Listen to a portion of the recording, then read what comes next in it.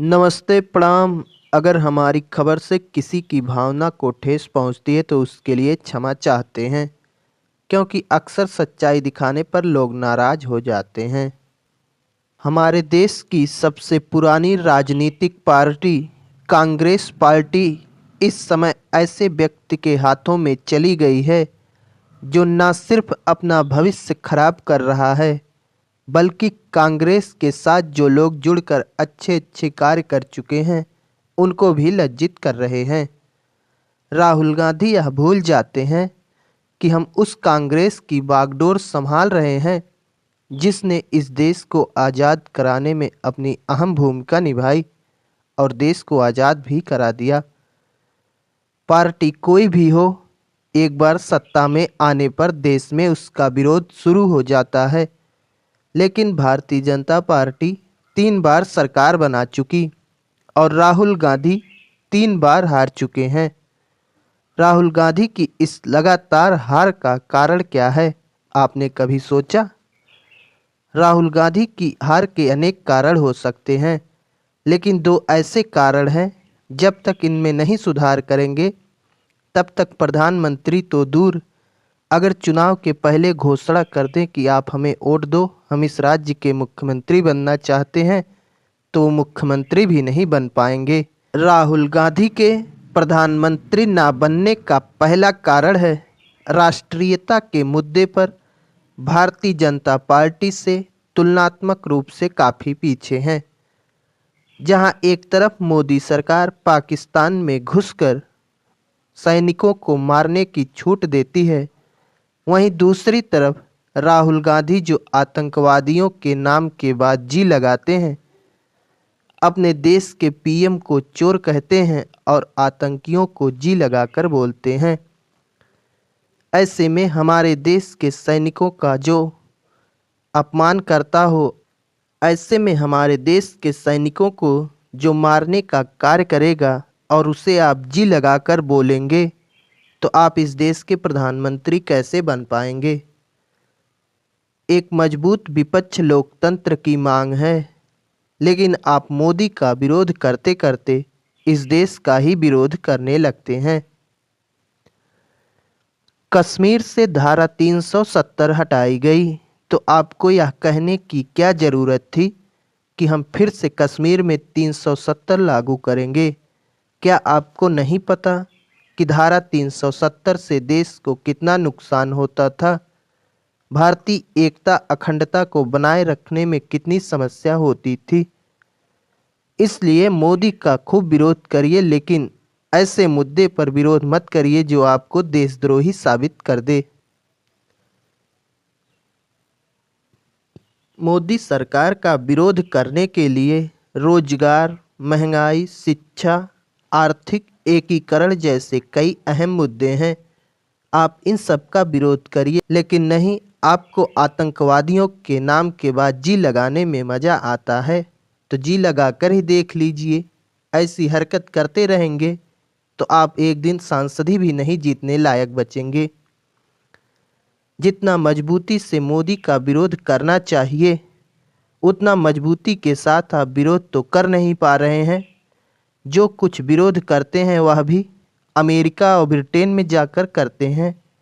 जैसे लगता है कि आपको प्रधानमंत्री अमेरिका से ही बनाया जाएगा। विरोध करना ही है तो आपको अपनी धरती से करना चाहिए। इतना बड़ा देश भारत है, लेकिन आपको यहाँ से विरोध करने के लिए जगह नहीं मिल रही है, जो आप अमेरिका जाकर विरोध करते हैं। बाहर जाकर मोदी के प्रति ऐसे बर्ताव करो कि लोगों को लगे कि हम सब एक हैं। हमारा राजनीतिक मतभेद हो सकता है, लेकिन हम जब बाहर जाएं तो अपने देश के पीएम की बुराई करना ठीक नहीं है, क्योंकि आजकल एक साधारण व्यक्ति भी अपने घर के झगड़े को अपने दुश्मनों के साथ नहीं शेयर करना चाहता। तो आप जो देश के प्रधानमंत्री बनने के उम्मीदवार हैं और आप ऐसी गलती कर रहे हैं, तो आपका पीएम बनने का कोई अधिकार नहीं है इस देश में। राहुल गांधी के प्रधानमंत्री ना बनने का दूसरा कारण है तुष्टीकरण की राजनीति। जिस देश में हिंदू निवास करते हों, उस देश में हिंदुओं का अपमान करके आप पीएम बनना चाहते हैं तो आपको कौन सा कुकुर काटा है आप ही जान सकते हैं। अगर आप हिंदुओं का अपमान करोगे तो हिंदू आपको पीएम बनाकर क्यों भेजेगा। आपकी तरह हिंदुओं को कुकुर तो नहीं काटा है कि आप हिंदुओं का विरोध करेंगे और आपको हिंदू प्रधानमंत्री भी बना देगा।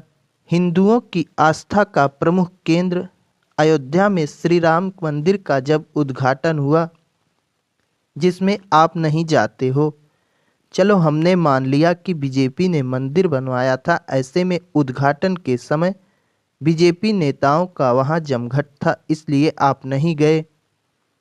लेकिन आज तक आपको समय ही नहीं मिला वहां जाने का। जी हाँ, आपने बिल्कुल सही सुना। राहुल गांधी अपने मुस्लिम वोटरों को खुश करने के लिए आज तक अयोध्या नहीं गए। लेकिन राहुल गांधी यह भूल जाते हैं कि हम जिन मुसलमानों को खुश करना चाहते हैं वे हमें वोट देता ही नहीं, क्योंकि वे लोग तो आजकल मुस्लिमों के नेता ओवैसी को वोट कर रहे हैं और मुसलमान तुम्हें वोट देगा ही क्यों। मुसलमानों के धार्मिक ग्रंथ इस्लाम में स्पष्ट लिखा है कि जो इस्लाम को नहीं मानता वह काफिर है, उसे मारकर मुस्लिम बनाया जाए। ऐसे में मुसलमान तुम जैसे काफिरों को क्यों वोट देगा।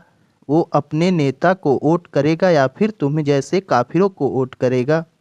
अगर कुछ लोग तुम्हें वोट कर भी रहे हैं तो समझ लो कि वो किसी ना किसी मजबूरी में कर रहे हैं, क्योंकि मुसलमान सब कुछ बर्दाश्त कर सकता है लेकिन अपने धर्म के खिलाफ जाना पसंद नहीं करता, और उनका धर्म तुम्हें काफिर साबित करता है तो भला एक काफिर को वो लोग अपना वोट क्यों देंगे। अगर वोट कर रहे हैं तो समझ लो कोई ना कोई मजबूरी जरूर है। ऐसे में अगर आप मुस्लिमों का वोट प्राप्त करने के लिए महाकुंभ जैसे महाआयोजन में कमी खोजकर निकालोगे, अयोध्या के राम मंदिर नहीं जाओगे, तो आप बताओ हिंदुओं के देश में रहकर आप हिंदुओं का प्रधानमंत्री कैसे बन पाओगे। शुभ समाचार श्रृंखला की अगली खबर चंद्रदेव सनातनी पुरस्कार से जुड़ी हुई है। अगर आप भी यूपी, बिहार, एमपी, झारखंड के निवासी हैं, आप खुद या आपके परिवार में कोई भी पढ़ाई करने वाला छात्र जो अभी इंटरमीडिएट पास नहीं किया है, उसे बता दीजिए कि शुभ यादव 72 चैनल की तरफ से उसे चंद्रदेव सनातनी पुरस्कार के तहत एक बाइक जीतने का मौका दिया जाएगा, बिल्कुल फ्री में। बस आपको अपने परिवार माँ बाप का नाम रोशन करने के लिए खूब मेहनत से पढ़ाई करने की ज़रूरत है। हम सब ने देखा है कि हाई स्कूल के छात्र हों चाहे इंटर के छात्र, उन्हें जब पढ़ने के लिए कहो तो ज़्यादातर छात्र यही सोचते हैं कि इस परीक्षा को पास करने से क्या ही मिलेगा, नौकरी तो मिलेगी नहीं, क्योंकि नौकरी कंपटीशन वाली परीक्षा देने से मिलती है। ऐसा सोचकर थोड़ा बहुत पढ़ाई करके वे लोग केवल परीक्षा पास कर लेते हैं, एक डिग्री रख लेते हैं, लेकिन नॉलेज शून्य बराबर होता है। ऐसे में लापरवाही से पढ़ाई करने वाले छात्रों को बता दो कि शुभ यादव आ चुके हैं। अगर आप यूपी, बिहार, एमपी, झारखंड के छात्र हैं, अपने राज्य में पहला दूसरा स्थान लाते हैं, तो आपको एक परीक्षा में शामिल किया जाएगा। इस परीक्षा में ज़्यादा अंक हासिल करने पर आपको चंद्रदेव सनातनी पुरस्कार प्रदान किया जाएगा।